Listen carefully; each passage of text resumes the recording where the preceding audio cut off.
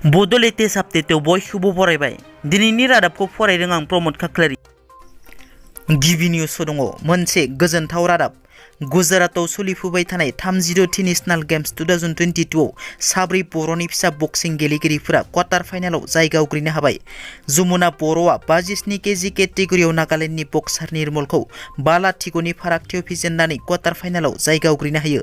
अंकुसिता बर'आ 66 केजि केटेगरियाव तेलेंगानानि Berkshire Niharika गनिलाखौ फेजेननानै quarter फाइनालाव जायगा आवग्रिनो हायो। लोगोसे गुबुन सानै बर'नि फिसा बक्सार मन्जु बसुमतारी आरो फैलाव बसुमतारीआबो गावनि अपोनेन्टखौ फेजेननानै नेशनेल गेम्स 2022 नि क्वार्टार फाइनालाव जायगा आवग्रिनो हायो। बाक्सा जिल्लानि भारत भुटान सिमना ओनसोलाव सुबुं आरो हाग्रानि मैदेरनि गेजेराव सोमजिनाय दाङाबाजिया सानफ्रोमबो गिथावना महर लागासिनो। हाग्रानि मैदेरा सानफ्रोमबो सान-हर गोजोन गैयै खालामदों ओनसोलनि सुबुंफोरखौ। बेबादिनो बाक्सा जिल्लानि बाताबारि दखरा हाग्रा मावख'नि सिङाव थानाय नया बस्तिनि 2 नं सिमलाबारियाव मैदेरनि गाग्लोबनायाव बर' सुबुंनि न' बांफोरा सिलिंखार जादों।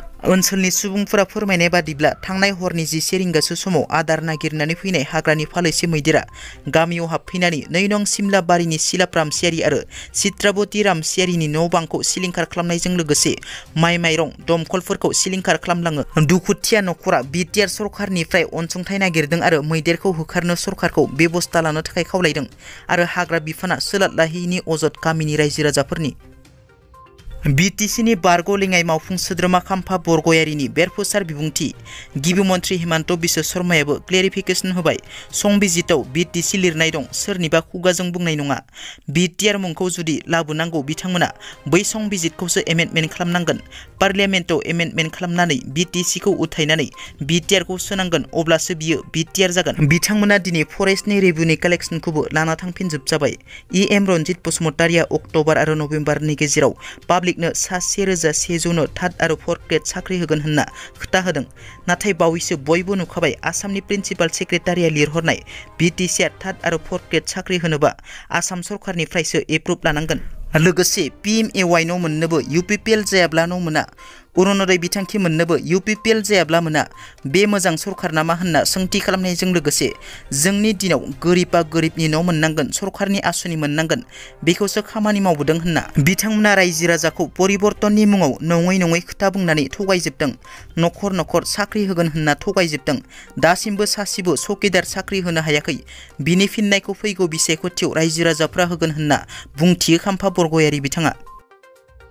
उत्तराखन्डआव हाजो गाखोनो थांनाय सा 20 सुबुंनि गोथै देहाखौ दिनै बोखांनो हादों। मख'नो गोनांदि हाजो गाखोनो थांनाय सुबुंफोरा थांनाय सानबासो सिगांनिफ्रायनो गोमानानै दंमोन। बेखौ नागिरनायजों दिनै सा 20 सुबुंनि गोथै देहाखौ मोननो हादों। बिनि गेजेरावनो आसामनि सासे सिख्ला दीपशिका हाजरिकानि गोथै देहाखौ मोननो हादों। मिथिनो मोननाय बादिब्ला उत्तराखन्डआव थानाय माउन्ट द्रौपदीका दानदातु हाजोखौ गाखोनो थांदोंमोन। नाथाय हाजो गाखोनाय सुबुंफोरा थांनाय 4 अक्ट'बरनिफ्रायनो गोमाना दंमोन। दिनै रैखाथि बिफाननि गोख्रों नागिरनायाव सा 20 सुबुंनि गोमाना थानाय गोथै देहाखौ मोननो हायो। चिरां जिल्लानि रायजो राजाफोरनि थाखाय मोनसे गाज्रि खौरां। चिरां जिल्लानि दाब दाब जायगाफोराव मोब्लिब गोहोआ 6 सान माखासे होखानाय सम बादियै बन्द' थागोन होनना APDCL आ मिथिहोदों। दिनै 8 अक्ट'बराव फुंनि 5 रिंगानिफ्राय फुंनि 11 रिंगासिम 6 घन्टा, 10 अक्ट'बर समबारखालि फुंनि 4 रिंगा 30 मिनिटनिफ्राय फुंनि 9 रिंगा 30 मिनिटसिम 5 घन्टा, 11 अक्ट'बर मंगलबारखालि फुंनि 4 रिंगा 30 मिनिटनिफ्राय फुंनि 5 रिंगा 30 मिनिटसिम आरो फिन फुंनि 9 रिंगानिफ्राय 10 रिंगासिम गासै 2 घन्टा। 17 अक्ट'बर समबारखालि फुंनि 4 रिंगा 30 मिनिटनिफ्राय फुंनि 8 रिंगा 30 मिनिटसिम 4 घन्टा, 18 अक्ट'बर मंगलबारखालि फुंनि 4 रिंगा 30 मिनिटनिफ्राय फुंनि 8 रिंगा 30 मिनिटसिम 4 घन्टा, 19 अक्ट'बर बुधबारखालि फुंनि 4 रिंगा 30 मिनिटनिफ्राय 8 रिंगा 30 मिनिटसिम 4 घन्टा। बिजनी टाउन, पानबारि, बिष्णुपुर, बर' बाजार, आमथिका, मालिबिथा, पालासबारि ओनसोलाव मोब्लिब गोहोआ बन्द' थागोन। दिनैनि रादाबा एसेनोसै। नोंथांमोना जुदि आंनि चेनेलखौ दासिमबो साबस्क्राइब खालामाखै, अन्नानै साबस्क्राइब खालाम। गोजोन्थों।